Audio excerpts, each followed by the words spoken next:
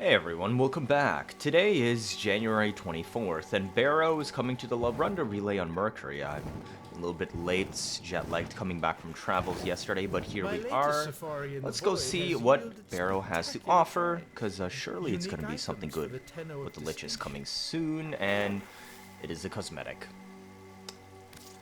It's another cosmetic. I mean, it does look like a rapier, but at the same time, it also kind of just looks like a repurposed antenna.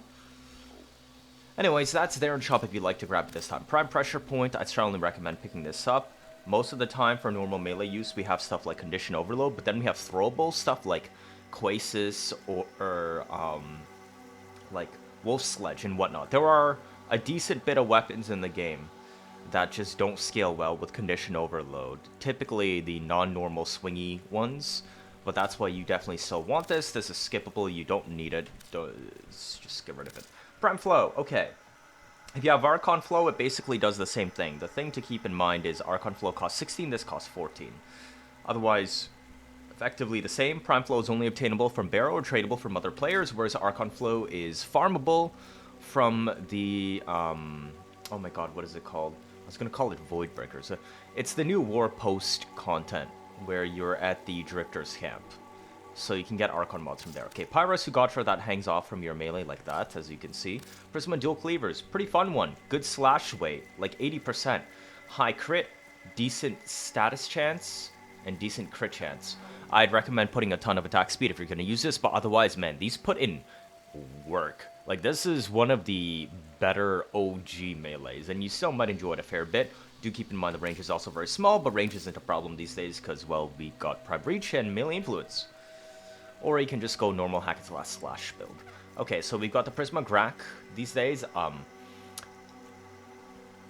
Kind of wish it had an Incarnon. It has decent crits, stats, and passable status. The main problem is horrible ammo economy, and the low damage per bullet. So it's basically just high fire rate, bullet hose to deal high raw DPS. Otherwise, you're not going to get too much out of it, but hey, it's a good nostalgia weapon, right? We have our Teer palette that's here once again. If you haven't got it before, you can pick it up. Combo killer, I honestly don't really think this one is useful. It literally does what it says. Kill with your pistol, and then your melee combo duration resets to full for the current amount. Just hit something with your melee.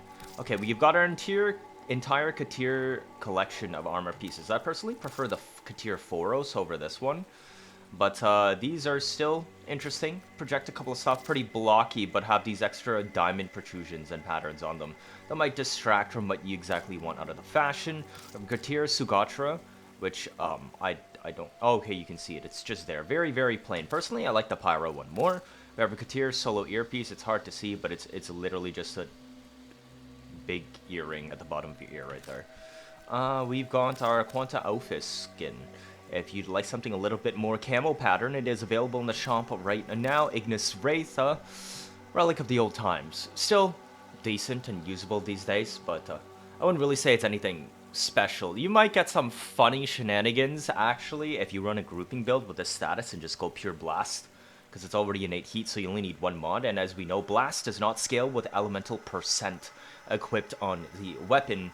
So a single 60-60 cold mod could do, and the rest can just go into modding for multi-shot because that double dips on beams, and then you can actually just crits and other stuff in, I guess, because you can probably source viral from your Sentinel at this point, so it opens up more modding options. Okay, Axie V8 Relic is here if you like your Volts, Lex Prime, and Odonata Prime stuff. Domo Dana, if you'd like it on your back, it looks like that, available in the shop once again. Tigris Elixir skin, the ceremonial series continues to return as always for the Tigris this time. If you like some highly detailed textures that give a rather nice fashion frame aesthetic for capture shots, you can pick it up here from Baro. Prisma Kavat Glyph, nothing really to be said. And then we have our Prisma Companion poster, a placeable decoration, your Orbiter. It's also available there. Prisma Lotus Sigil. I'm pretty sure this returned just a couple times ago. Prisma Rubito Line Barrel.